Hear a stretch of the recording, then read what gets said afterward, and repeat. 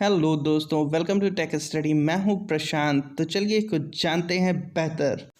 आप सब जानते हैं 3 महीने पहले चाइना से एक सरप्राइज सामने आया जिसने दुनिया भर के लोगों को शॉक में डाल दिया। इवन हमारे डॉक्टर्स और साइंटिस्ट जिस चीज़ को केवल इमेजिन करते थे वो रियलिटी के रूप में सामने आ गई। कोरोना वायरस, जो कि एक बिगेस्ट थ्रेट बनकर ह्यूमैनिटी के सामने आया है और इसे ठीक करने के लिए वैक्सीन को बनाने में दुनिया भर के देशों में एक रेस सी लग गई। तो चलिए जानते हैं कुछ बेहतर।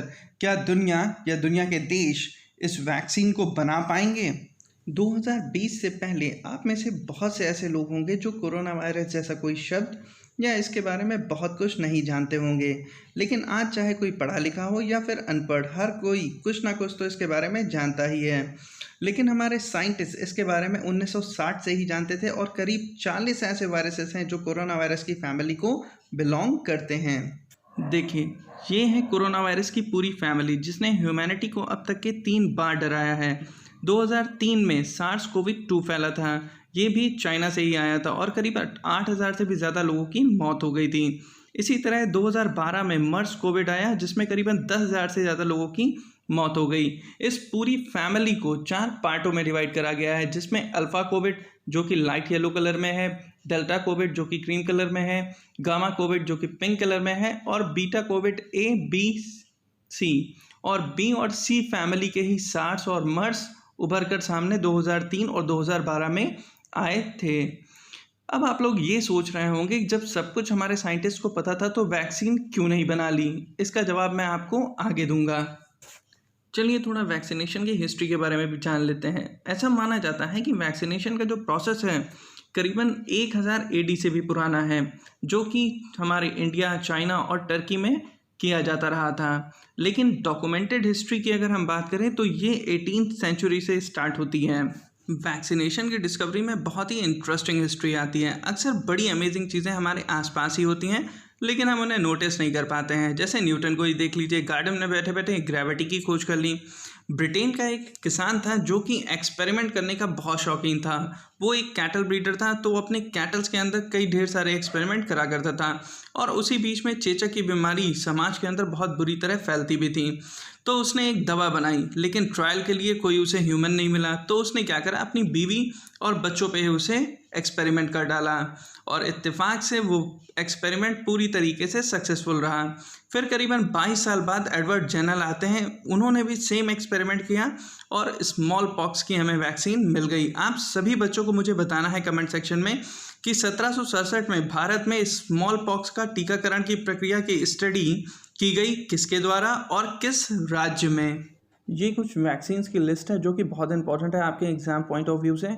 हमें थैंकफुल होना चाहिए उन सभी डॉक्टर और साइंटिस्ट का जिन्होंने ये वैक्सीन बनाई और करीब 14 से भी ज़्यादा ऐसी बीमारियों को दूर करा जो कि समाज के लिए बहुत खतरनाक थी। और ये सभी बीमारियां ठीक वैसे ही थी जैसे कि आज हमारे सामने कोरोना वायरस है। ये डिजीज़ेस हैं कुछ इस तरीके से, अगर आप देखें, जैसे आपका डिप्थीरिया हुआ, चिकन पॉक्स हुआ, मम्स हुआ, रोटा वायरस, पोलियो, टिटनेस, ये सब भी कभी कोरोना वायरस से भी ज़्यादा भयानक बीमारियां थीं। अब आते हैं प्रेजेंट सिनेरियो के अंदर। देखिए, आखिर हर कोई वैक्सीनेशन की बात क्यों कर रहा है?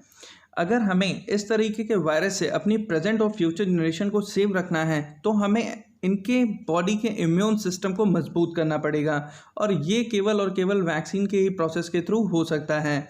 इसीलिए हर साल करीबन 25 लाख बच्चों को वैक्सीनेशन दिया जाता है और ये सारी वही बीमारियां हैं जो पहले मैंने आपको बताई हैं। जैसा कि आप हर रोज़ अपने मेन स्ट्रीम मीडिया हो या फिर आपका सोशल मीडिया, ये आप हर रोज़ सुनते होंगे कि जो वैक्सीन है कोविड-19 की वो शायद 1.5 से 1 साल में बनना संभव हो जाए, लेकिन ये शायद इतना आसान नहीं होगा। ये है डेविड नेबारो। इनका तो यहाँ तक के मानना है कि शायद कोविड-19 की सेफ वैक्सीन बनाना संभव ना हो पाए। आखिर क्यों ये ऐसा कह रहे हैं? आप सभी बच्चों को मुझे ये बताना है कि वर्तमान में WHO के चीफ ऑफ हेड कौन है और उसका हेडक्वार्टर कहाँ पे है। देखिए, क्यों डेविड नेबारो ऐसा कह रहे थे।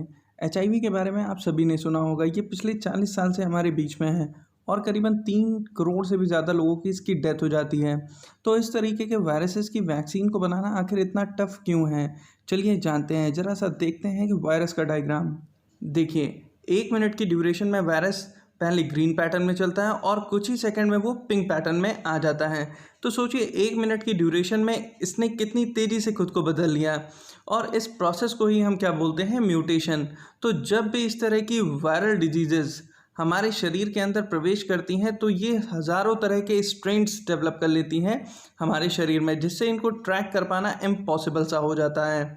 अगर आपको मैं आम भाषा में बताऊं तो मान लीजिए कोई इंसान एक वायरस है, तो क्या वो ईच एंड एवरी मोमेंट एक जैसा बिहेव करेगा? हरगिज़ नहीं। तो वायरसेस भी इसी तरीके से हमारे शरीर में बिहेव करते हैं, जिनको ट्रैक कर पाना हमारे साइंटिस्ट के लिए बहुत ही मुश्किल होता है। और इसीलिए चाहे मलेरिया हो, राइनो वायरस हो, एडिनो वायरस हो, ये तो नॉर्मल इन्फ्लुएंजा है जिनकी वजह से सर्दी खांसी जुकाम होता है। इनकी वैक्सीन हम अभी तक के डेवलप नहीं कर पाए हैं। डेंगू को भी अगर आप देखें, किसी भी वैक्सीन को क्लिनिकल फेज़ में आने से पहले कई तरह के एनिमल स्पीशीज़ पे इस्तेमाल किया जाता है। उसके बाद ये 4 फेज़ से इसे गुजरना होता है। क्लिनिकल फेज़ के अंदर जब भी ये वैक्सीन आती हैं तो करीबन फ़ेज़ 1 के अंदर 80% वैक्सीन्स फेल हो जाती हैं। सेकंड फेज़ में आते आते करीबन 45% वैक्सीन्स फेल हो जाती हैं।